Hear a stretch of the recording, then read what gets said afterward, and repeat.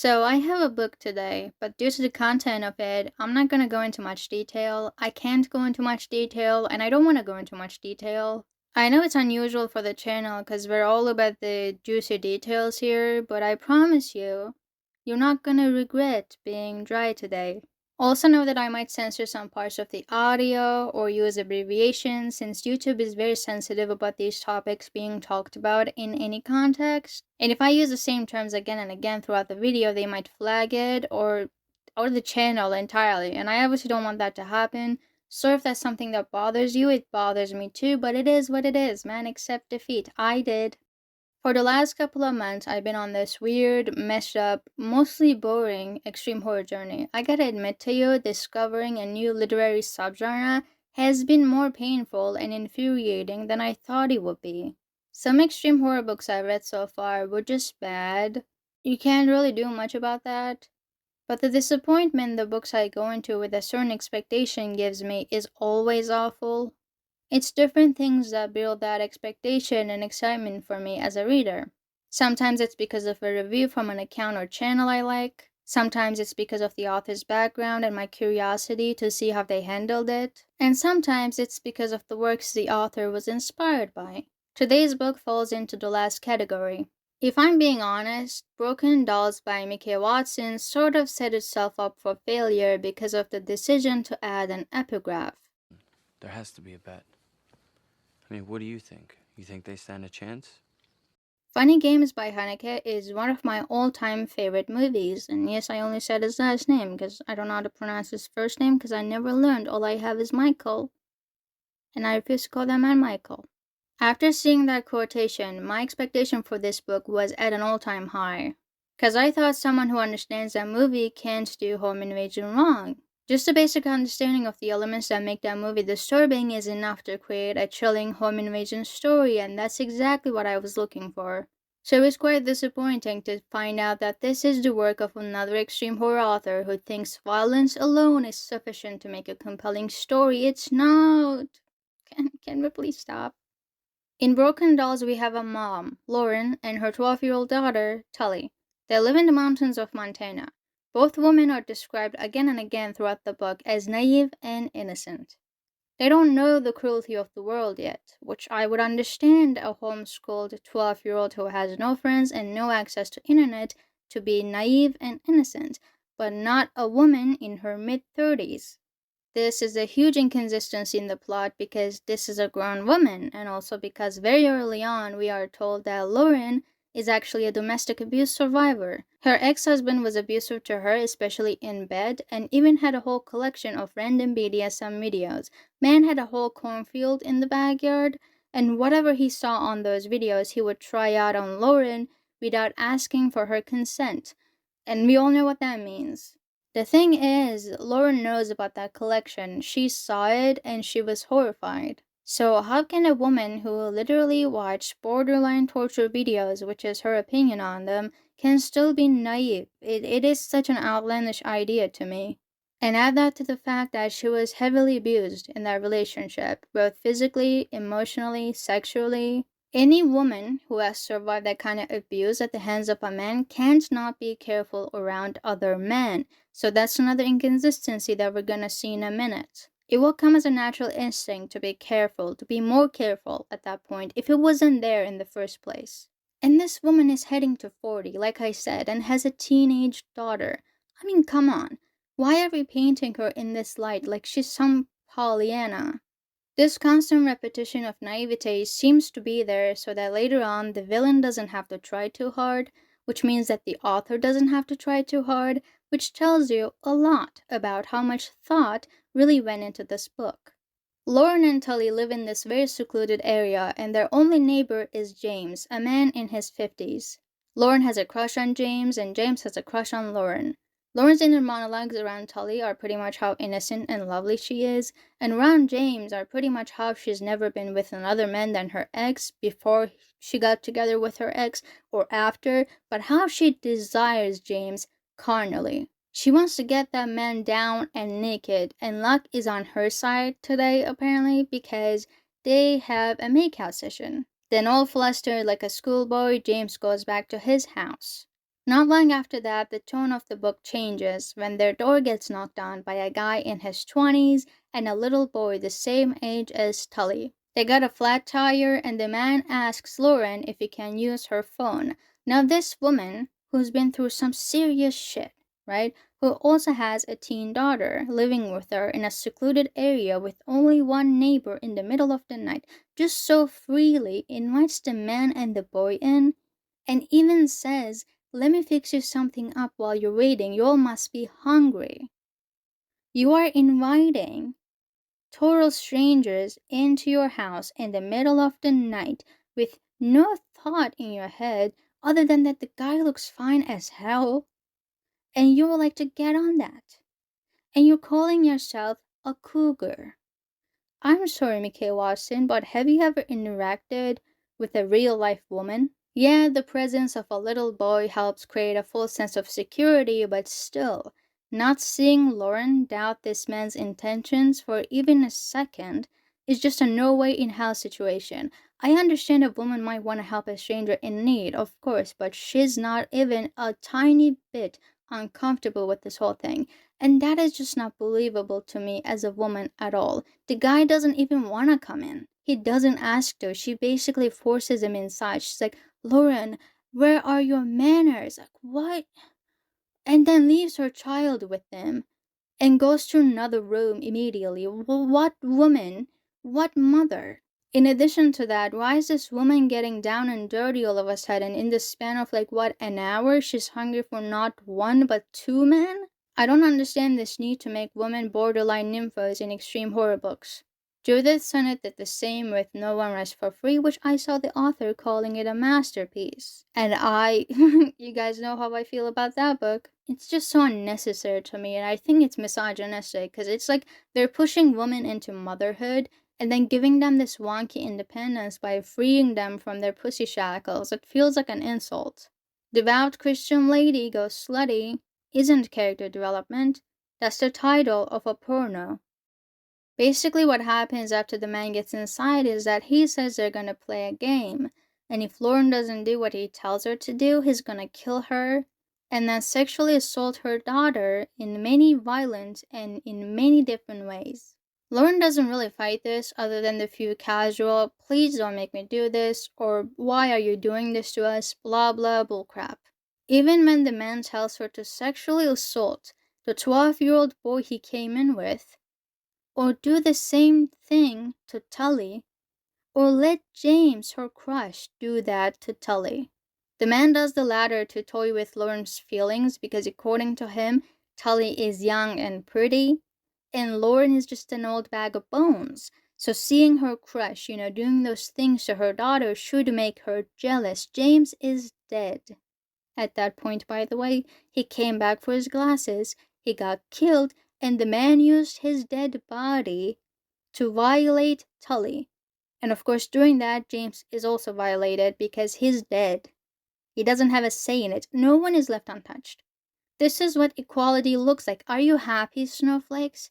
Are you happy? Are you? Really?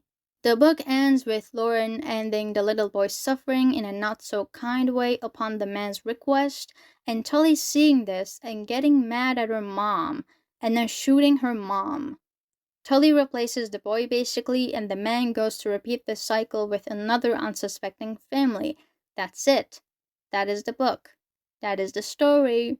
While you're expecting to read about a home invasion where the mother is gonna fight tooth and nail to save her kid, you're instead hit with child essay. And the only warning you're given before you get to that part of the story is that the book has graphic descriptions, whatever they might be, and it is not recommended for sensitive readers, which in my opinion is total rubbish, and here's why. I do think that as readers or consumers of any kind of media, really, we have the responsibility to do our research beforehand, especially if we have specific triggers that we want to avoid at all costs. But I think with extreme horror media, in this case extreme horror books, when the intent is to just disturb the readers, one could say that's already dickish to begin with, but it's even more dickish when they don't give you any real content warnings. Saying that your extreme horror book is extreme and that sensitive readers shouldn't touch it, it doesn't tell me anything about the actual content of your book. Keeping the warnings and the synopsis of your book as vague as possible to avoid giving out any kind of spoilers is a dick move, especially in this case when it means that you're using child essay as a plot twist and shock value. Fun fact, you can actually give every single warning your readers need to be aware of while going into your book, and even go as far as slapping those content warnings on the cover of it, and still manage to write an amazing extreme horror book that shocks you with its plot twist and disturbs you to your core. When you say if you're easily offended, do not read this book, you're coming off as a snob, and that's it. Child sexual abuse is a taboo subject, so it is not something that exists in media we consume normally to this graphic degree, and for a good fucking reason. This is not to say taboo subjects shouldn't be used or discussed, obviously, but the intent behind it and how it's handled is crucial. Those graphic scenes and broken dolls were just supposed to be a slap in the face, because if you read the synopsis after you read the book, you can clearly see that they were set up as a plot twist. She never expected to have to fight for her daughter's life. She'd always known that human beings were the most terrifying monsters. What she didn't know until now was how easy it would be for her to become one herself. What a regular person like me would potentially get from this is that the man will assault the mom at some point and things will get ugly. So she will have to commit a violent act against the man to save herself and her daughter, and think that that makes her a monster. It's a classic. It works when it's done well. That's why it's a classic. You would not think that the things that happen in this book will happen in this book. And if that's not enough to convince you that the author treats the subject matter as a plot twist and nothing more, then let's look at this video that he made announcing this very book on his channel. I'll say this, based on what I said, I know that to many people this may sound like a typical, okay, home invasion, guy breaks in, guy tortures woman, blah blah blah, we've seen this many times in extreme horror, and that's fair. But I will say this, I was very purposely vague with the synopsis, okay? There is a huge component in the story that makes up the torment that these people go through that I intentionally left out, okay? There is a huge thing in the plot that is completely missing in this synopsis, and when you find out, you're gonna shit yourself, I'm gonna get in trouble, and I don't fucking care. Because, I mean, I don't write to be accepted, I don't write to be liked, I write to be hated and piss people off. Because I am a bitch.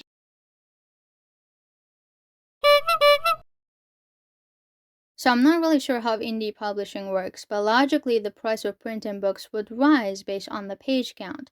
In that case, the author chose to spend 2 very short chapters telling us who these women are, 1 chapter telling us Lauren is in heat, and 8 chapters making us read child essay and torture. I feel like this could have been evenly proportioned. I feel like child essay could have been removed entirely and it would not hurt. Giving these characters only a few pages is insane. I guess maybe he thought it would work because in the movie he was inspired from. We don't know much about the family either. But a book works much differently than a movie. I hope you know that. When it comes to the dialogue, I think it is the worst I've ever seen in any published book, especially the dialogues between Lauren and Tully. You guys remember how the parents in bad fanfiction would talk because it's a 12-year-old trying to write adults? I'm gonna read a small part of the dialogue to you to make you understand what I mean. It's gonna make sense. Hold on. Okay, so this is Lauren having a conversation with Tully about maybe going to real school and not being a loser anymore. So, how does the thought of going to an actual school next year sound? What do you mean? Away from here? Only for the school year, dear. I was thinking you might want to be around other kids your age, make some friends, be away for a while. Do you want me out of here? No, of course not. I was just thinking that maybe you'd find it interesting. Do you feel like I want you out of here? No. Honey, don't ever think I don't cherish the time we have together. There's a reason I leave my phone upstairs when we sit for dinner, I'll have you know. What is it? Well, I want to be focused and present. The dinners I had with my parents were that silent. That's not what I want things to be in this house. I need you to know that I'm all ears and that I'll always be here when you need me if you just want to talk. What school did you have in mind? I don't know. Perhaps we can look into it together if you like. Wow. Oh, I'll miss Goldie. She'll always be here, dear, and so will I. The horses and I will be here waiting for you. Yes, we will. You better. So, how does it sound? It's interesting. I think interesting is good. Yeah, let's look up some schools then. And you promise I can come back for the holidays? Of course, my dear. You can try it out, and if you decide it isn't working, I'll always be here to catch you. I love you, Mom. I think we can all agree that nobody freaking talks like that, not even Disney Channel moms. It's so generic. It's as if you asked ChatGPT how an affectionate mom talks like, and its response was this. It doesn't feel human. There's no love radiating through all those honeys, darlings, and dears. The words feel empty. It's uncanny, it doesn't feel real. It's like something is off. She's talking like Coraline's other mother, bro. Because my best friend and I rewatched that movie recently. She talks like Coraline's other mother. The words that come out of her mouth are so lovely, but her eyes are beady. You all know that creepy woman. That's her. That's how Lauren talks. Glad we uncovered yet another mystery. Also, this one she says she doesn't bring to the table because she wants to be present and give her full attention to Tully is a flip phone. What you gonna do? Bring that to the dinner table. Play snake on it? Thank you so much for your sacrifice, mommy dearest. What would I do without you? If you're looking for character development, it's not here. It's never been here. Okay, it's so bad. This man is like, I'm gonna fuck your kid in front of you. And Lauren is like, can you please not say fuck in front of her? Ma'am, should that really be our priority right now? I'm sure that is the least of our problems. Nothing in this book makes a sliver of sense to me, because why would Tully even kill her mom because she killed that kid? She did much, much worse to that kid and to her. Okay? Killing that kid was salvation. Alright? She did so much shit, so much bad shit, instead of fighting that dude who's built like a Twinkie. Just break him in half, Lauren. Just break him in half and let the cream leak out. It shouldn't be this hard, bro. Try swinging at him once. I am begging you. The only characterization given to the man is that he has mommy issues, and it's mentioned so nonchalantly. He's just torturing Lauren and is like, I wish I had a good mom. I wish I had a protective mom like you, and moves on. It doesn't even make an impact. It's just there because who gives a damn? Let's blame the sadist actions on a woman last minute, because that's easy, that's deep. Somewhere in Freud's journals you can prove that's a thing. If the Funny Games quote were not there, I don't think I would have been this disappointed. I would have been angry, but not disappointed, because this is an obvious inspiration but misses the point entirely. Of course, it's a different work and it doesn't have to be bound to the same themes as the movie. It's just ironic to use a quote from a movie that criticizes the violence for violence sake movies and the audience who watches them in your book that just has violence for violence sake. It reminded me of that one meme. You know, the one with Dua Lipa and James Charles? When an ugly stranger calls you twin. If you guys didn't know, Haneke is someone who has said on multiple occasions that he hates seeing violence. He will lose his mind if he saw his name was attached to this book. This would ruin that man's year. Nobody notify him. He can't know. We have to protect that man from this monstrosity. But even if you leave that commentary out of it, the reason why Funny Games is credited as one of the most disturbing movies of all time is because of how the two men manipulate the characters at every turn. They convince them to do things they don't want to do. They know how to frustrate them. They know how to break them. All those eggs breaking in that movie is not accidental imagery. And they know how to get under their skin. They make the family get violent first, so that they can then manipulate them as if what's happening to them is their own fault. The only manipulation tactic the man in the book uses is that he has a gun, and if you don't do what he says, he'll hurt your kid, and you know what? He's not even doing any of this. It's you doing it. Which that last line proves once again that this is an inspiration, heavily so. What happens in the book is literally just a man saying, do this thing, Lauren saying, no, I don't wanna, the man saying, or else, and Lauren saying, okay. The amount of people I saw gushing over the writing in this book when the conversations are more shallow than the ones I have with my wall whenever I'm bored is laughable.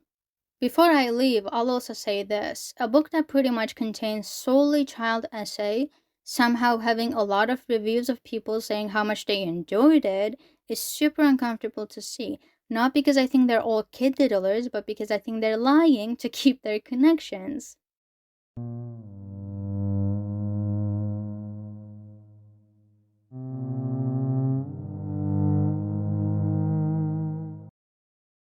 not one for censorship, and I don't judge people based on the media they consume, but I do judge them based on the media they enjoy. This is not a book you can enjoy, so you should not use that word.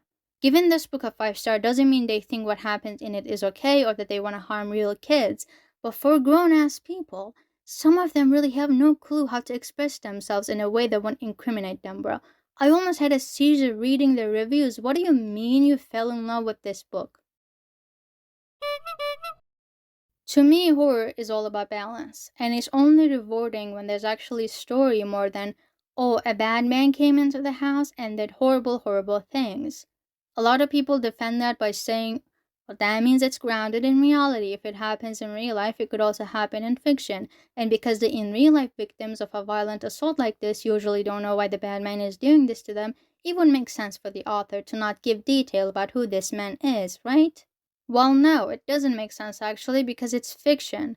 I'm so tired of people thinking that just because it happens in real life, it should also happen in fiction, and slapping sexual abuse and now child sexual abuse too apparently on every single page, and expecting you to give them an award for it and not criticize them. Is there any point for us to read through all that torture? Because if not, and I couldn't find it if there is, we just fucking read disgusting, depraved, and wild torture for absolutely no fucking reason.